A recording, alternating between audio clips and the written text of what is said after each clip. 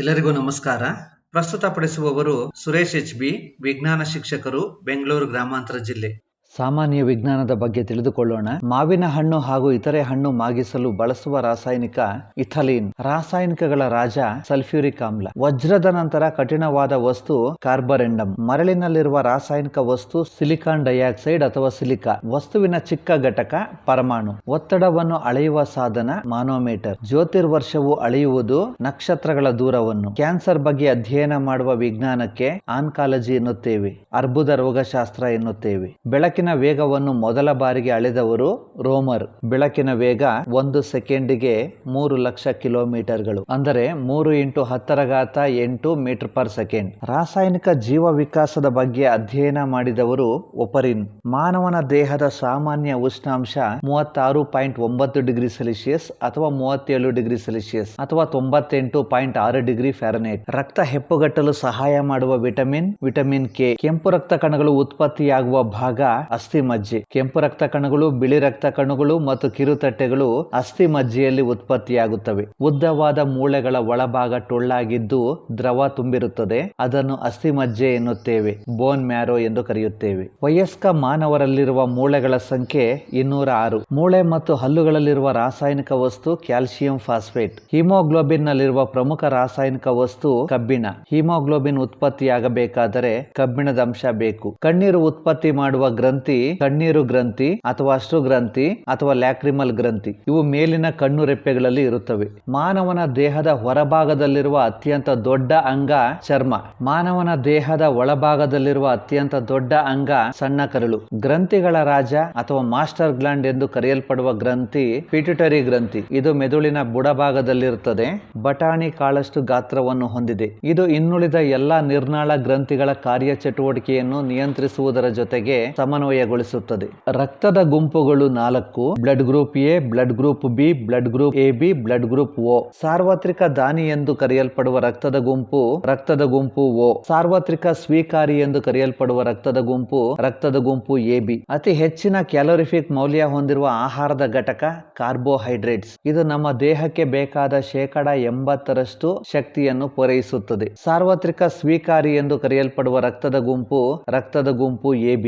Malaria ರೋಗವು ಪರಿಣಾಮ ಬೀರುವ ಅಂಗ ಗುಲ್ಮ ಗಾಲ್ ಬ್ಲಾಡರ್. ಟ್ರೊಕೋಮಾ ಎಂಬ ಕಾಯಿಲೆ ಸಂಬಂಧಿಸಿದ ಅಂಗ ಕಣ್ಣು. ಅನ್ನನಾಳದ ಕ್ಷಕಿರಣ ತೆಗೆಯಲು ಬಳಸುವ ರಾಸಾಯನಿಕ ಬೇರಿಯಂ. ರಕ್ತ ಶುದ್ಧೀಕರಣವನ್ನು ಮಾಡುವ ಕೃತಕ ಮೂತ್ರಜನಕಾಂಗದಂತೆ ಕಾರ್ಯನಿರ್ವಹಿಸುವ ಕ್ರಿಯೆ ಡಯಾಲಿಸಿಸ್. ರಕ್ತ ಶುದ್ಧೀಕರಣ ಮಾಡುವ ಕೃತಕ ಮೂತ್ರಜನಕಾಂಗದಂತೆ ಕಾರ್ಯನಿರ್ವಹಿಸುವ ಅಂಗ ಡಯಲೈಸರ್ ಯಂತ್ರ. ಎರಡೂ ಮೂತ್ರಜನಕಾಂಗಗಳು ವಿಫಲವಾದಾಗ ರೋಗಿಗೆ ನೀಡುವ ಚಿಕಿತ್ಸೆಗೆ ಡಯಾಲಿಸಿಸ್ ಚಿಕಿತ್ಸೆ ಎನ್ನುತ್ತೇವೆ.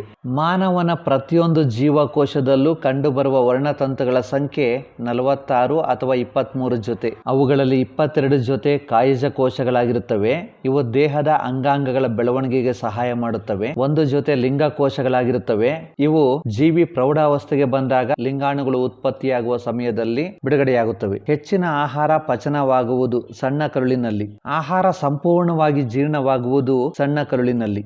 ನಮ್ಮ ದೇಹದಲ್ಲಿ ಒಟ್ಟಾಗಿ 5 ರಸಗಳು: ಲಾಲಾರಸ, ಜಠರರಸ, ಮೇದೋಜೀರಕ ರಸ, ಪಿತ್ತರಸ ಮತ್ತು ಕರುಳಿನ ರಸಗಳು ಸೇರಿಕೊಂಡು ಆಹಾರ ಸಂಪೂರ್ಣವಾಗಿ ಜೀರ್ಣವಾಗುತ್ತದೆ. ರಿಕೆಟ್ಸ್ ರೋಗವು ಉಂಟಾಗುವ ಅಂಗ ಮೂಳೆ. ಬಾವಲಿಗಳು ಉತ್ಪತ್ತಿ ಮಾಡುವ ಶಬ್ದ ಶ್ರವಣಾತೀತ ಶಬ್ದ, ಅಲ್ಟ್ರಾಸಾನಿಕ್ ಸೌಂಡ್. ಇನ್ಸುಲಿನ್ ಹಾರ್ಮೋನ್ ಉತ್ಪತ್ತಿ ಮಾಡುವ ಗ್ರಂಥಿ ಮೇದೋಜೀರಕ ಗ್ರಂಥಿ. ಮಿಶ್ರ ಗ್ರಂಥಿ ಎಂದು ಕರೆಯಲ್ಪಡುವ ಗ್ರಂಥಿ ಮೇದೋಜೀರಕ ಗ್ರಂಥಿ. ಸರೀಸೃಪಗಳಿಗೆ ಉದಾಹರಣೆ ಹಲ್ಲಿಗಳು, ಮೊಸಳೆ, ಹಾವು ಮುಂತಾದವುಗಳು. ಪರಮಾಣುವಿನ ನ್ಯೂಕ್ಲಿಯಸ್ ನಲ್ಲಿರುವುದು ಪ್ರೋಟಾನ್ ಮತ್ತು ನ್ಯೂಟ್ರಾನ್. ಪರಮಾಣುವಿನ ನ್ಯೂಕ್ಲಿಯಸ್ ನಲ್ಲಿ ಪ್ರೋಟಾನ್ ಮತ್ತು ನ್ಯೂಟ್ರಾನ್ ಕಣಗಳು ಬಂಧಿತವಾಗಿರುತ್ತವೆ. ಇವು ಸ್ವತಂತ್ರವಾಗಿ ಚಲಿಸುವುದಿಲ್ಲ. ಪರಮಾಣುವಿನ ಬೀಜ ಕೇಂದ್ರದಲ್ಲಿರುವ ಪ್ರೋಟಾನ್ ಮತ್ತು ನ್ಯೂಟ್ರಾನ್ ಕಣಗಳಿಗೆ ಒಟ್ಟಾಗಿ ನ್ಯೂಕ್ಲಿಯಾನ್ಗಳು ಎನ್ನುತ್ತೇವೆ. ಕೀಟಗಳ ಬಗ್ಗೆ ಅಧ್ಯಯನ ಮಾಡುವ ವಿಜ್ಞಾನಕ್ಕೆ ಕೀಟಶಾಸ್ತ್ರ ಎಂಟಮಾಲಜಿ ಎಂದು ಕರೆಯುತ್ತೇವೆ. ಮಾನವನ ದೇಹದಲ್ಲಿರುವ ನೀರಿನ ಪ್ರಮಾಣ 65% 90. ಕ್ಲೋರಿನ್ನ ಪರಮಾಣು ಸಂಖ್ಯೆ 17. ಸೋಡಿಯಂ ಸಂಕೇತ Na. ಅದರ ಲ್ಯಾಟಿನ್ ಹೆಸರು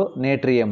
ಜಿಗಣೆ ಲೀಚ್ ಸೇರಲ್ಪಡುವ ವಂಶ ವಲಯವಂತುಗಳು. ಅತಿ ಹೆಚ್ಚಿನ ಶಬ್ದ ಉತ್ಪತ್ತಿ ಮಾಡುವ ನೀರಿನಲ್ಲಿ ವಾಸಿಸುವ ಅತ್ಯಂತ ದೊಡ್ಡ ಸ್ತನಿ ಪ್ರಾಣಿ ನೀಲಿ ತಿಮಿಂಗಿಲ. ಒಂದು ಪ್ರೌಢ ನೀಲಿ ತಿಮಿಂಗಿಲ ಸುಮಾರು 30 ಮೀಟರ್ ಉದ್ದವಿರುತ್ತದೆ. 200 ಮೆಟ್ರಿಕ್ ಟನ್ ಅಂದರೆ ಸುಮಾರು 2 ಲಕ್ಷ ಕೆಜಿ ತೂಕವಿರುತ್ತದೆ. ಒಂದು ಪ್ರೌಢ ನೀಲಿ ತಿಮಿಂಗಿಲಕ್ಕೆ ಒಂದು ದಿನಕ್ಕೆ ಸುಮಾರು 1 ಟನ್ಗಳಷ್ಟು ಅಂದರೆ ಸುಮಾರು 1000 ಕೆಜಿಗಳಷ್ಟು ಮೀನುಗಳು ಬೇಕು. ಪ್ರೌಢ ತಿಮಿಂಗಿಲದ ಹೃದಯ ಒಂದು ಮಾರುತಿ ಕಾರಿನಷ್ಟು ದಪ್ಪನಾಗಿರುತ್ತದೆ. ತಿಮಿಂಗಿಲದ ಮರಿಗೆ ಒಂದು ದಿವಸಕ್ಕೆ 600 ಲೀಟರ್ ಹಾಲು ಬೇಕು. 3D ಫೋಟೋಗ್ರಾಫ್ ಅನ್ನು ಕಂಡುಹಿಡಿದವರು ಥಾಮಸ್ ಆಲ್ವಾ ಎಡಿಸನ್. ವಿದ್ಯುತ್ ಬಲ್ಬ್ ಅನ್ನು ಕಂಡುಹಿಡಿದು ಕತ್ತಲಲ್ಲಿ ಮುಳುಗಿದ್ದ ಪ್ರಪಂಚವನ್ನು ಬೆಳಗಿಸಿದ ಮಹಾನ್ ವಿಜ್ಞಾನಿ ಥಾಮಸ್ ಆಲ್ವಾ ಎಡಿಸನ್. ಶಬ್ದಕ್ಕಿಂತ ಹೆಚ್ಚಿನ ವೇಗ, ಸೂಪರ್ಸಾನಿಕ್. ರಾಸಾಯನಿಕ ಮೂಲ ವಸ್ತುಗಳಿಗೆ ಹೆಸರಿಡಲು ಅನುಮತಿ ನೀಡುವ ಸಂಸ್ಥೆ IUPAC. IUPAC ವಿಸ್ತೃತ ರೂಪ international union of pure and applied chemistry. ಅತಿ ಹಗುರವಾದ ಮೂಲ ವಸ್ತು ಜಲಜನಕ. ಅತಿ ಭಾರವಾದ ಮೂಲ ವಸ್ತು ರೆಡಾನ್. ರೆಡಾನ್ ನ ಮೊದಲ ಹೆಸರು ನಿಟಾನ್. ಅತಿ ಹೆಚ್ಚು ಕರಗುವ ಬಿಂದು ಹೊಂದಿರುವ ಮೂಲ ವಸ್ತು ಇಂಗಾಲ. ಆಲ್ಕೇನ್ ನ ಮತ್ತೊಂದು ಹೆಸರು ಪ್ಯಾರಾಫಿನ್ಸ್. ದ್ರವರೂಪದಲ್ಲಿರುವ ಲೋಹ ಪಾದರಸ. ದ್ರವರೂಪದಲ್ಲಿರುವ ಲೋಹಗಳು ಪಾದರಸ, ಗ್ಯಾಲಿಯಂ ಮತ್ತು ಸೀಸಿಯಂ. ಮಹಿಳೆಯರ ಹೆಸರು ಹೊಂದಿರುವ ಮೂಲ ವಸ್ತು ಕ್ಯೂರಿಯಂ ಹಾಗೂ ಮೆಟ್ನೇರಿಯಾ. ವಿಶ್ವ ಹಾಗೂ ಸೌರವ್ಯೂಹಗಳೆರಡರಲ್ಲೂ ಅತಿ ಅಧಿಕವಾಗಿರುವ ಮೂಲ ವಸ್ತು ಜಲಜನಕ. ಅತಿ ಸಿಹಿಯಾದ ವಸ್ತು ಸುಕ್ರೋನಿಕ್ ಆಮ್ಲ. ಅತಿ ಹೆಚ್ಚು ಶಾಖಯುಕ್ತ ಜ್ವಾಲೆ ಕಾರ್ಬನ್ ಸಬ್ನೈಟ್ರೇಟ್. ಅತಿ ಹೆಚ್ಚಿನ ಪತ್ರಶೀಲತೆ ಹೊಂದಿರುವ ಲೋಹ ಚಿನ್ನ. ದ್ರವರೂಪದಲ್ಲಿರುವ ಏಕೈಕ ಲೋಹ ಬ್ರೋಮಿನ್. ಇದರ ಸಂಕೇತ Br. pH ಮೌಲ್ಯ 7ಕ್ಕಿಂತ ಕಡಿಮೆ ಇರುವ ವಸ್ತುಗಳಿಗೆ ಆಮ್ಲಗಳು ಎನ್ನುತ್ತೇವೆ. pH ಮೌಲ್ಯ 7ಕ್ಕಿಂತ ಹೆಚ್ಚಿರುವ ವಸ್ತುಗಳಿಗೆ ಪ್ರತ್ಯಾಮ್ಲಗಳು ಎನ್ನುತ್ತೇವೆ. ನೀರಿನ pH ಮೌಲ್ಯ 7. ನೀರು ತಟಸ್ಥ ಗುಣ ಹೊಂದಿರುತ್ತದೆ, ಅಂದರೆ ನೀರು ಆಮ್ಲೀಯ ಗುಣವನ್ನು ಹೊಂದಿರುವುದಿಲ್ಲ, ಪ್ರತ್ಯಾಮ್ಲೀಯ ಗುಣವನ್ನು ಹೊಂದಿರುವುದಿಲ್ಲ. ಸಾಬೂನಿನಲ್ಲಿರುವ ರಾಸಾಯನಿಕ ಪೊಟ್ಯಾಸಿಯಂ ಅಥವಾ ಸೋಡಿಯಂ ಲವಣದ ಕೊಬ್ಬಿನಾಮ್ಲ.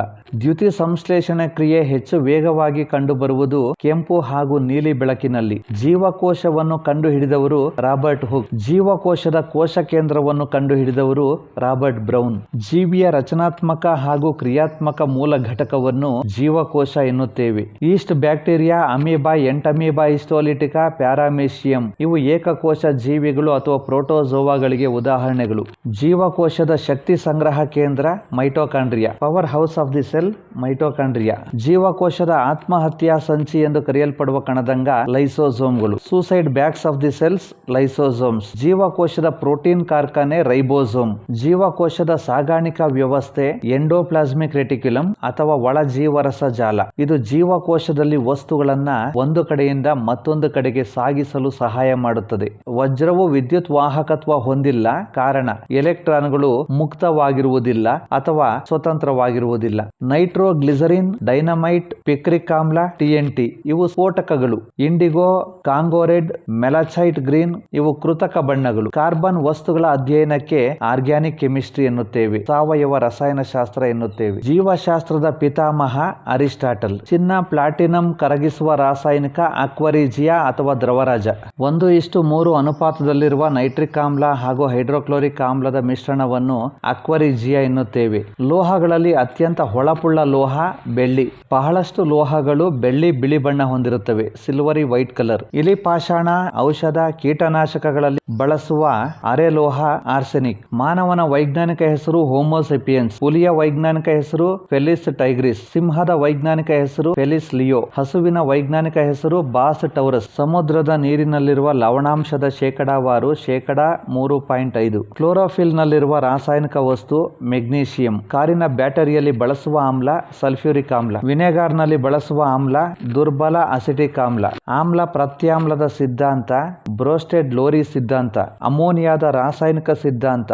ಗೃಹೋಪಯೋಗಿ ಬಳಸುವ ಅಮೋನಿಯಾ ಅಮೋನಿಯಂ ಹೈಡ್ರಾಕ್ಸೈಡ್. ಗೊಬ್ಬರಗಳಲ್ಲಿ ಬಳಸುವ ಪ್ರಮುಖ ವಸ್ತು ಅಮೋನಿಯಾ. ಗನ್ ಪೌಡರ್ ತಯಾರಿಸಲು ಬಳಸುವ ವಸ್ತು ಗಂಧಕ, ಕಲ್ಲಿದ್ದಲು, ಪೊಟ್ಯಾಸಿಯಂ ನೈಟ್ರೇಟ್.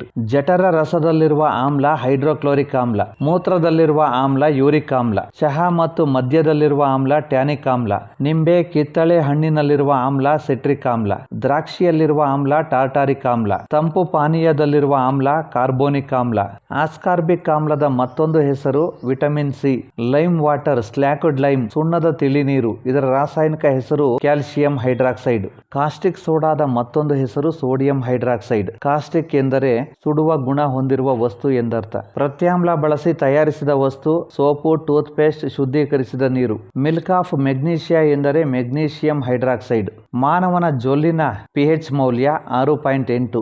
ದ್ಯುತಿ ಸಂಶ್ಲೇಷಣೆ ಕ್ರಿಯೆ ನಡೆಯಲು ಬೇಕಾಗುವ ಅನಿಲ ಕಾರ್ಬನ್ ಡೈಆಕ್ಸೈಡ್. ಫೋಟೋಗ್ರಫಿಯಲ್ಲಿ ಬಳಸುವ ರಾಸಾಯನಿಕ ಸಿಲ್ವರ್ ಬ್ರೋಮೈಡ್. ರೆಫ್ರಿಜರೇಟರ್ ನಲ್ಲಿ ಬಳಸುವ ರಾಸಾಯನಿಕ ಅಮೋನಿಯಾ. ಸಕ್ಕರೆಯಾಗಿ ಬಳಸುವ ವಸ್ತು ಸುಕ್ರೋಸ್. ಅಗ್ನಿಶಾಮಕದಲ್ಲಿ ಬಳಸುವ ರಾಸಾಯನಿಕ ವಸ್ತು ವಸ್ತು ಕಾರ್ಬನ್ ಡೈಆಕ್ಸೈಡ್. ವೀಕ್ಷಿಸಿದ್ದಕ್ಕೆ ಧನ್ಯವಾದಗಳು.